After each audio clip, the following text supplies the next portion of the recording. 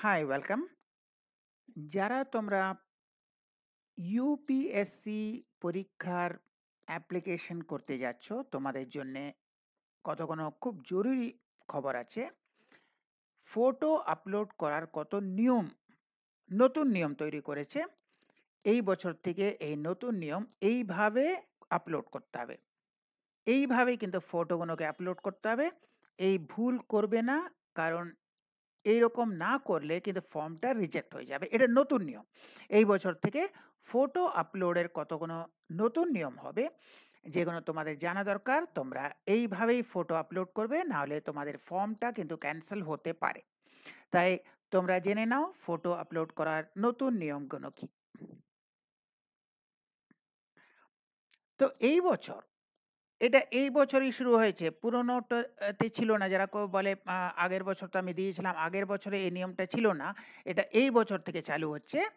UPSC কিন্তু কতগুলো নতুন নিয়ম আ দিয়েছে, নতুন নিয়ম ইন্ট্রোডিউস করেছে ফটো আপলোডিং।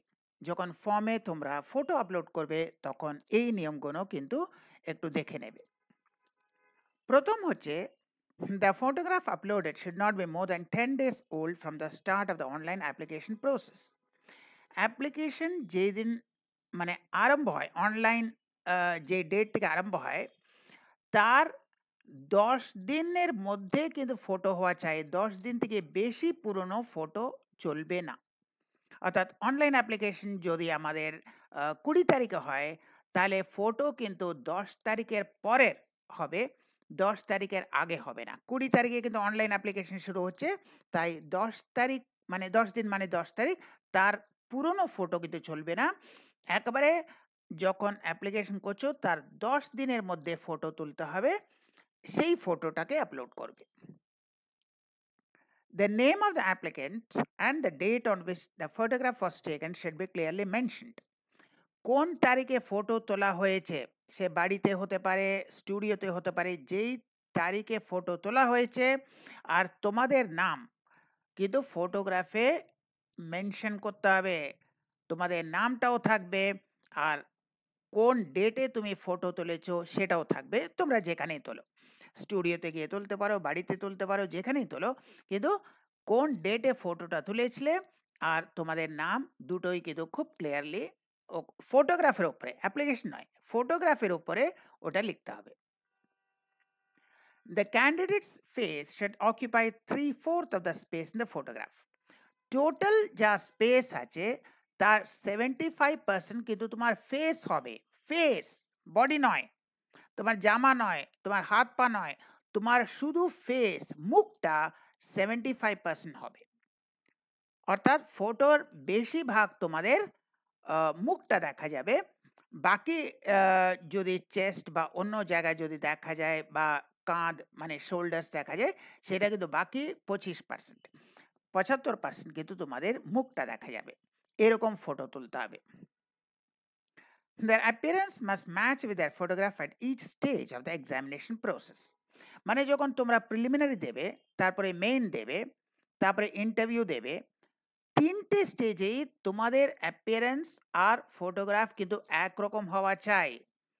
এক জায়গায় চশমা নেই, এক জায়গায় চশমা পড়ে গেলে এরকম করবে না।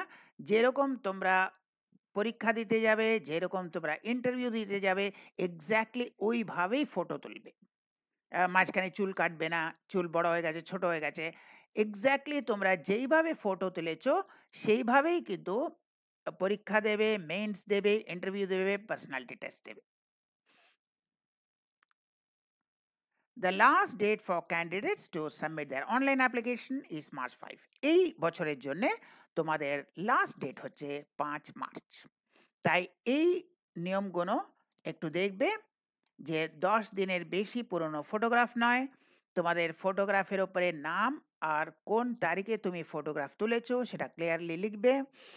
ফটোগ্রাফে তোমার মুখটা ৭৫% থাকবে, বাকি ২৫% বাকি তোমাদের শোল্ডার বা বডি অন্য কিছু থাকতে পারে। আর তোমাদের এক্সাক্ট অ্যাপিয়ারেন্স যেরকম তোমাকে দেখতে আর ফটোগ্রাফে যেরকম দেখতে, সেটা যেন এক্স্যাক্টলি ম্যাচ করে, শুধু পরীক্ষায় নয়, ইন্টারভিউতেও। আর লাস্ট ডেট হচ্ছে এই বছরের জন্যে ৫ মার্চ। তাই তোমাদের সকলে অনেক অনেক শুভেচ্ছা। তোমরা ভালোভাবে পরীক্ষা দেবে, তোমরা সাকসেসফুল হবে, কিন্তু অ্যাপ্লিকেশন যাতে রিজেক্ট না হয় তাই জন্য এই নিয়মগুলো মেনে চলবে। Wish you very good lakh.